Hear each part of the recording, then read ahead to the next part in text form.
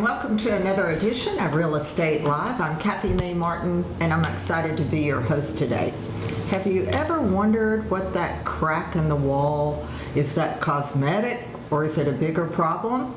Or are you thinking of buying or selling in the future? You're going to want to stay tuned. My expert tonight is in the field of foundations, and we're going to have some valuable conversations for you.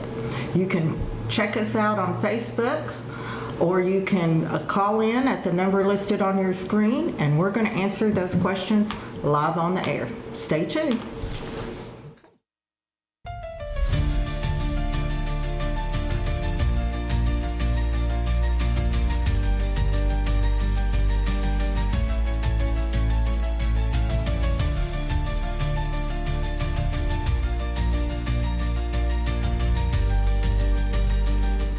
Welcome back. Before we get into the show tonight, I've got as my co-host Tori Mae Wormsley.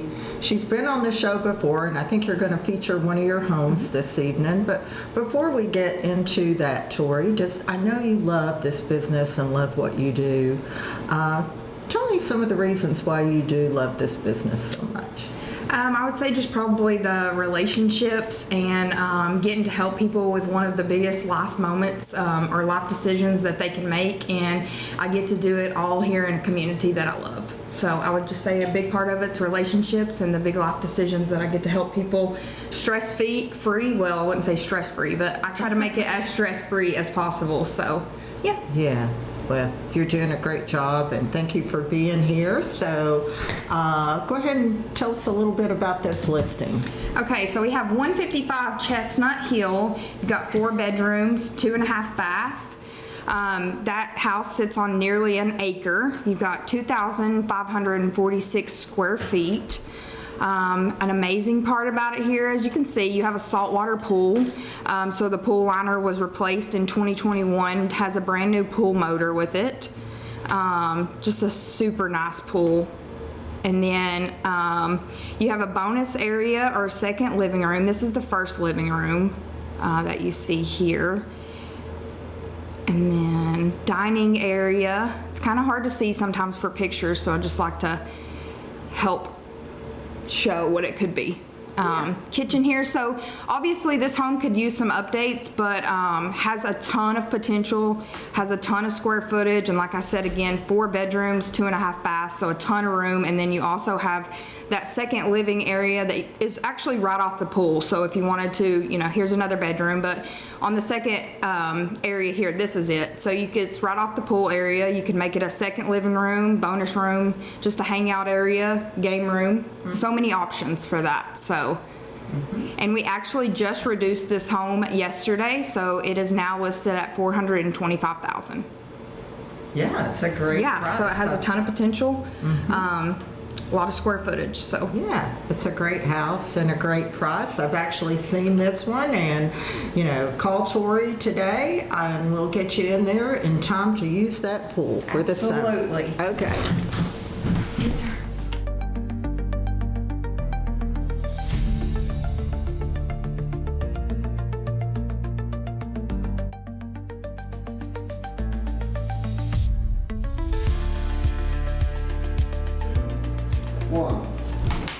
Welcome back. I am so excited. We've got a great show for you today. My guest today is a certified field inspector, Bret Newton, and he's with AFS Foundations. Tell us a little bit about AFS Foundations, Bret. Absolutely. AFS has been around for 26 years throughout the Southeast. Mm-hmm.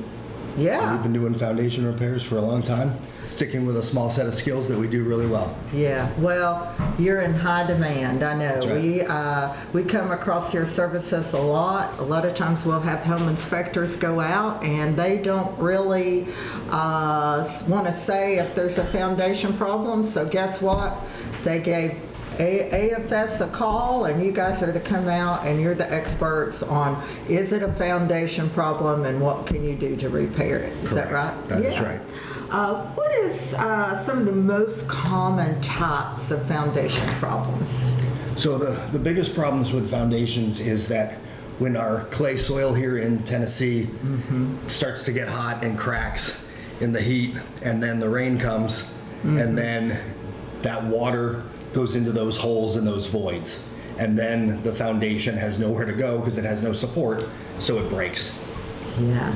And then your house starts to see signs of cracking, those stair step crackings, anywhere on your house, whether it's a foundation for a basement or for a crawl space, it can happen. Yeah. I know some of those crawl spaces are kind of hard to get under sometimes. So, Yes. like, if I'm walking in an uneven floor or a door's kind of hard to shut, is that a sign of a foundation problem, maybe? Well, that it could be a sign of foundations, but more than likely that is a sign of settlement in your floor framing system. So the floor framing system is supported by the girders and the joists Okay. with a few Yeah. columns. So imagine those columns now are sitting in water, and then those settle. Yeah. And there's water and moisture in the crawl space, which helps make the wood sag. Yeah. So that's something you make recommendations for when you go in and inspect. If that's- Absolutely. Yeah. So, I know there's just normal sheetrock cracking, maybe where the tape's coming apart, but there's also other cracking. Is there certain types of cracks in a wall that's a major sign or a bigger sign? Yep. Something's going on. At doorways, you're going to see, like in number 6 there, you're going to see cracking along the door. Like at that angle of the door, you're going to see those cracks. The interior cracks there on the bottom picture. The doors are sticking. Most of the time, you're going to see like almost a ghost door that just kind of flows with the wind Okay. because the interior floor framing system has been compromised. And that's, again, usually because of water and moisture that's getting in and around and under the house. Yeah, so some of the moisture, is that caused from mainly poor drainage, gutters? Where's that? What's a good sign that a homeowner says, whoa, I don't want this to happen, I need to, what can you tell homeowners that would be something to really check? So with groundwater, that's the biggest issue with crawl space homes and basement homes. And in basement homes, it's going to seep through the walls, through the cold joint at the junction of that lower part of the basement floor. And then the pressure is pushing against the wall, so then you're going to have some horizontal cracks because of hydrostatic pressure. Yeah. And then you have a compromised wall as well as water getting into your basement. Yeah. And so crawl space is very similar, except it's more underground, and you're going to have the wall that's doesn't have any damp proofing, doesn't have any footing drain like code requires in a basement, so it's just a concrete footer Yeah. that water is getting under. And so when that water is under a house, there's no room for it to evaporate, Right. there's nowhere for it to go, so it goes into the floor framing system, which is why it was sagging, like we talked about before, and it also ruins your insulation, so you have no, the R value of insulation is useless because it's been compromised because it's wet.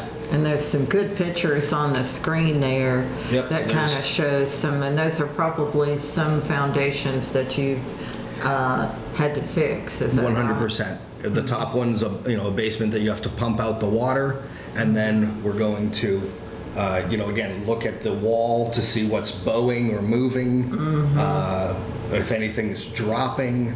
It's hard to tell just by a picture, and Yeah. just by looking, you need to use tools. We're going to use a variety of tools depending on what we're looking for to determine exactly what's happening.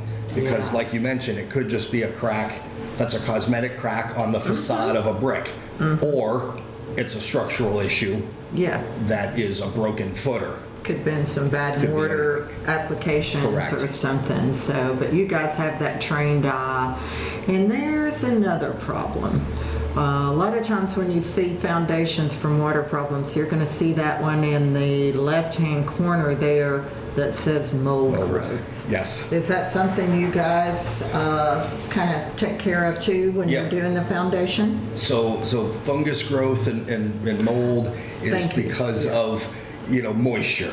Yes. And so when it's in a basement where the goal is to get rid of the water because that's what's causing it. The other thing is doing the proper repair, because putting a dry lock or something on there on the paint is going to maybe temporarily stop water from coming in, but the hydrostatic pressure is still happening. Yes. And we're generally all on hills here in Tennessee, some sort of hill, and so the pressure needs to be addressed so that, yes, you could fix the water problem, but if your house collapses, what's the point in worrying about water? Exactly. Ouch, that's kind of scary, Brett. Hey, we've got a comment here. Let's see. Are there issues more common in older homes, or do the issues happen across the board no matter the home's age? Are newer homes now seeing this issue less often because it's been identified over the years? That's a great question. It is. Yep. So older homes, so remember when I was talking about moisture evaporating? In an older home that didn't have a crawl space that was very big, you have 18 inches of crawl space, 9 inches of crawl space. That water has nowhere to evaporate to except for up in the wood. Yeah. So it's going to be worse. If you can't get to a 1929 crawl space, it's going to be problems. And when you walk into the home doing your home visit, you're going to see and feel the floors are going to be all sorts of wobbly and creaky because of the water moisture and it's compromising the wood. You might not see a crack, but you might smell, a fungus smell or mold smell. That could be an indication, hey, we need to call Brett, have him get out here, look, see what's going on. Is there a bigger problem? Yeah. And I know we've had a lot of rain lately. Yes. So I bet you've been really busy, huh? Of course. Yeah. So, can a drought condition cause cracking in the basements and foundations? It can. Part of the cause of these problems are when the soil is superheated from the sun, and then the soil's cracking, and then as soon as it does rain, that water goes into those cracks. Yeah. And then and we dug holes for our homes too. So we basically created swimming holes. Yeah. And then when that water table comes up, whether it's water that's sitting on clay, it's still essentially a swimming pool. And so that's part of the groundwater. Yeah. And that's where sometimes people say, oh, I can fix gutters. That will help. Yeah. With some surface water. But all the water that's soaking down into the ground, that ultimately goes to the lowest point of your home, which is a basement or a crawl space. Yeah. That's where it's sitting. And then it's sitting where it can't drain. And then it just stays wet and damp. And the longer you let those problems go, the bigger they get. The bigger they get. That's right.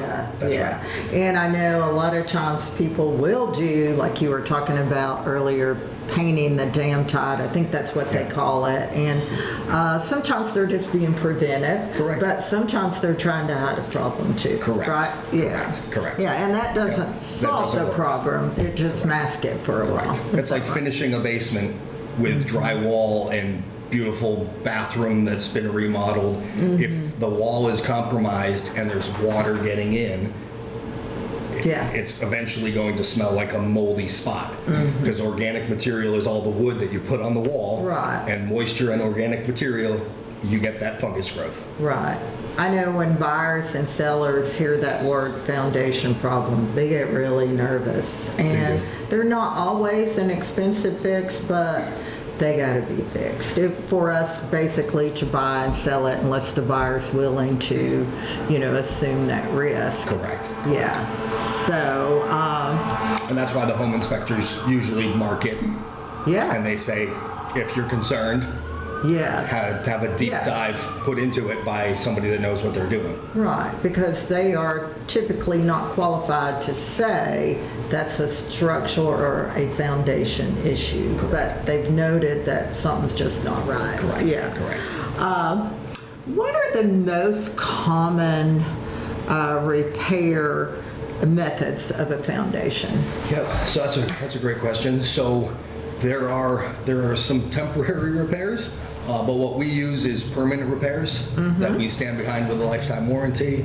And so we're going to use things like a helical pier, which is basically a screw that's going to go into the ground. Oh. So part of those creaky floors with the nails, the nails aren't solid, so just doing like a pin doesn't really work. The Yeah. screw actually goes down and dives into the ground until we hit load-bearing strata. Wow. And so we're going to basically prep the footer and then drive that helical screw right into the ground. Yeah. And we have to do the area that's showing the sign of drop Yeah. is ultimately the proper repair. Yeah.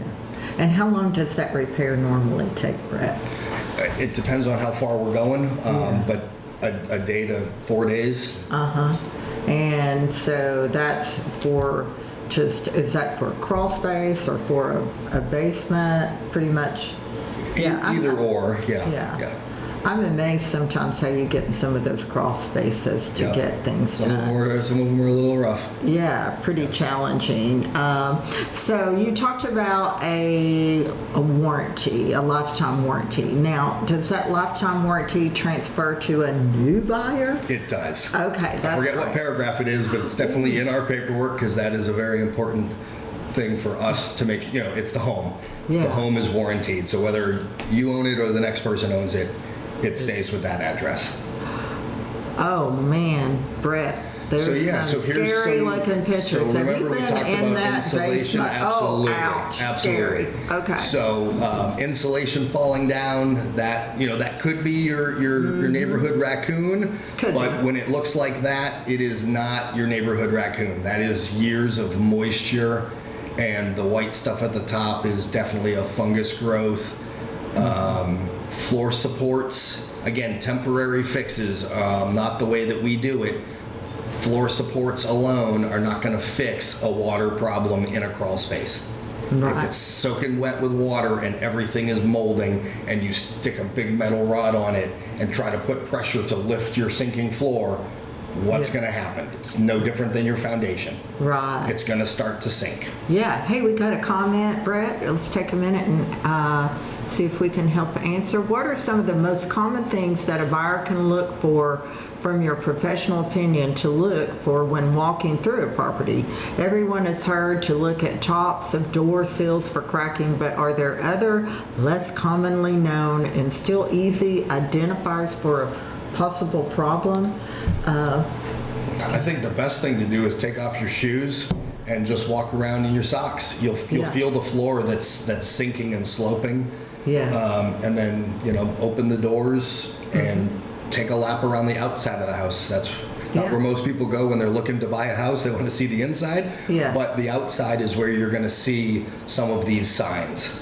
And the nose knows. A lot of people forget that, but if you're smelling mold or a growing fungus, that's got to be addressed, and Yep. there's a reason you're smelling it, right? Correct. Yeah, so I know sometimes foundation repairs can get expensive. Yes. Do you all offer any type of financing that would help cover that? Yes, we have, Oh, we have a good. few different options. We've got some same as cash options, 2 years, no interest, no payments. So that helps a lot with real estate transactions. Yeah. When people are buying and selling, maybe one or two, even two homes, the flip-flop routine. Yeah. And so that can, just pull credit and hold the funds, and then we get paid, and then you pay the financing company back at no interest within 2 years. Wow, see, it's good to have you on the Yep, program. that's right. We And learned that- something there. And then for the folks that are staying at their home that don't want to sell or aren't Yeah. moving, we've got longer term financing that you can do, again, shorter term, longer term, and roll it kind of into your mortgage payment. And That's- so it's just another fixed cost That's into our great. lives. Yeah. And then the repairs are done. It's just a maintenance, like a new roof, anything else. Now, do That's you right. do the encapsulations? Yes. Yeah, tell us a little bit about that. So an encapsulation would go back to the crawl space issues. And so the way we do that is, again, on a permanent repair, is we're going to address the moisture that's coming in from the groundwater first.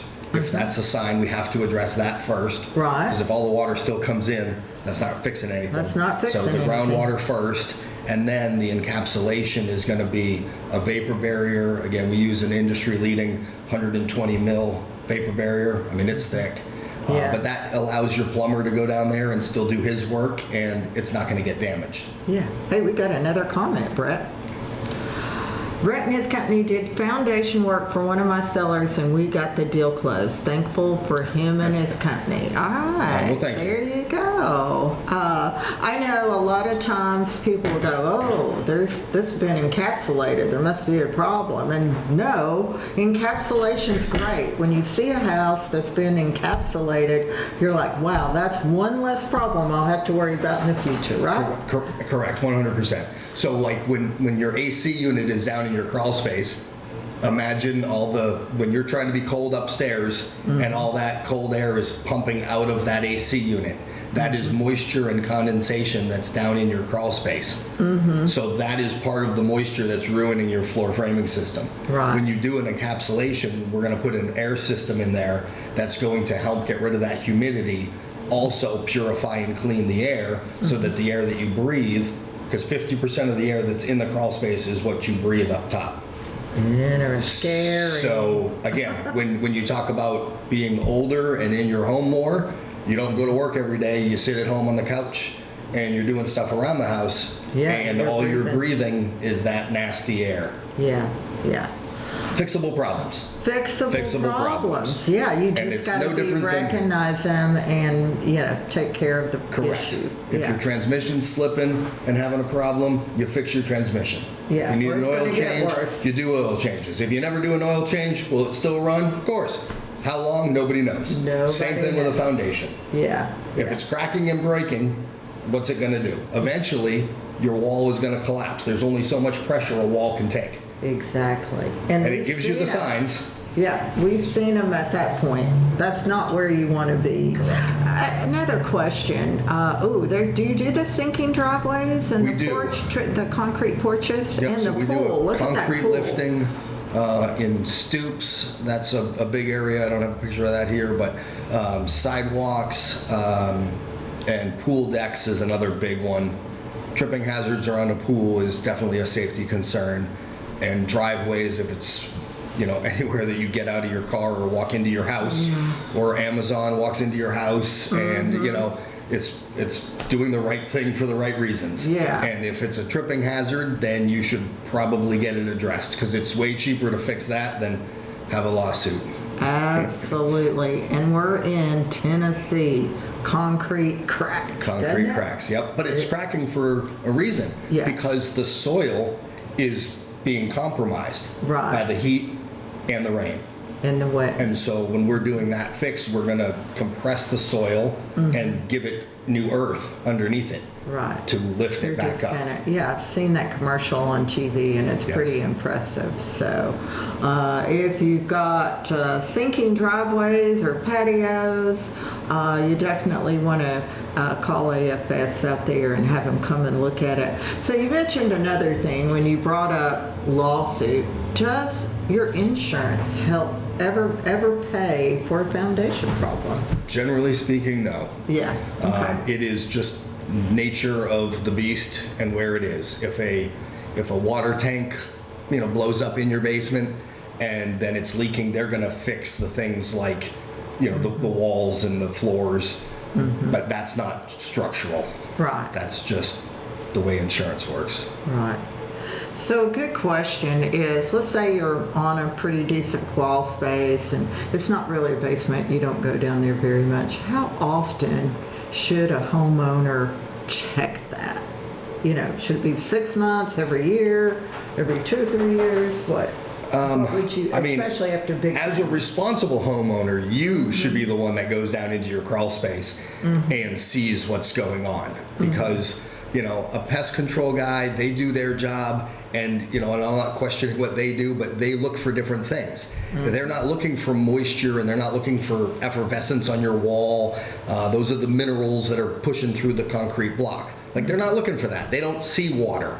That's not their thing. They're looking for bugs and termite trails. Right. And so they're the ones that are usually in your crawl space. And so again, my recommendation is you look for yourself if you can, or a trusted person that that can look, or you just call AFS and we'll come out and take a look too. Take a look. Does it cost anything for you to come out and look? We do free home inspections. Oh, good. So with real estate, we do ask that you provide the home inspection report. Yes. So that we are narrowed down onto what you're looking for, because it's not your home. Yeah. And obviously we want to fix any concerns that you have.